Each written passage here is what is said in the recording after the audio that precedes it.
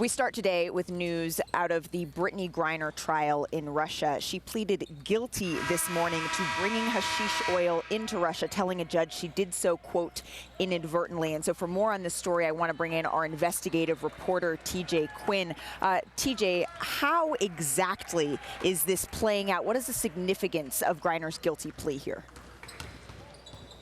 Well, it's important not to look at it like you would a normal American criminal case. There was a recognition that this is a show trial. It's all a negotiation tactic for Russia to get the resolution that everyone expects, which is some kind of negotiation between the two countries, probably to trade her for somebody else. She was going to be found guilty. That was seen as a foregone conclusion. And they also knew that Russia was likely to demand some kind of admission of guilt from her before signing off on a deal to send her home. So the people I'd spoken to the last couple of weeks said the best strategy was probably go ahead and plead guilty. She's going to have to anyway. Now, the one thing that's going to be also alien to any American watching this, it doesn't mean the trial's over. Russian trials drag on a long time. They are still going to read the entire prosecution's case into the record, and she's not even going to be back in court again until next week. The case could go on for weeks and months. Okay, so how exactly then will this development influence the negotiations in bringing Griner back to the United States? The hope from her camp is that it's going to push things along a little bit, that it's a sign to Russia, hey, we're going to play ball. We're going to do what we need to help you save face, an old expression in foreign policy. You save my behind, I'll save your face. She wants to get her behind out of there. Russia, on the other hand, has a long history of taking trials like this and trying to make them look like legitimate processes when nobody else thinks that they are. So, TJ, Brittney's wife, Griner, she spoke at a rally last night, and it's been part of their strategy, the family strategy, as of recently, to be very vocal in all of this. How is that playing out with this trial? It's really been something. They know that nothing they do, anything that happens in the U.S. is going to affect how Vladimir Putin or his government look at her case.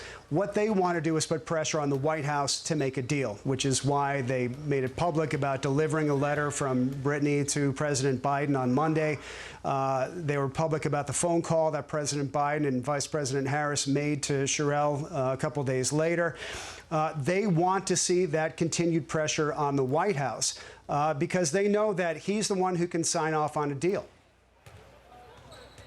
You mentioned that phone call. That phone call was between, as you mentioned, the President Joe Biden and Vice President Kamala Harris and Sherelle Griner after Sherelle had asked for an in-person, face-to-face meeting. That phone call was in response to a letter that Brittney Griner specifically wrote to the President of the United States. Do you expect the President to have further contact with Brittney's family?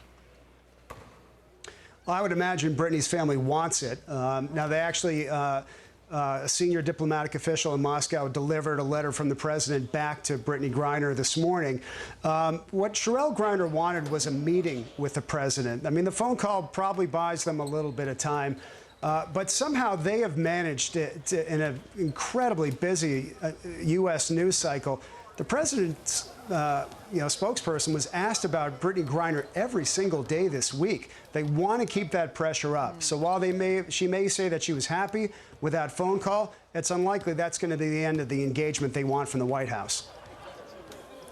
TJ, thank you so much for your reporting. We will continue to follow this story as it continues to develop. Thank you so much for joining us here on NBA Today. So Griner's trial on charges of taking hashish oil into Russia began last Friday. And as TJ mentioned, the next hearing, it's scheduled to take place 1 week from today on July 14th.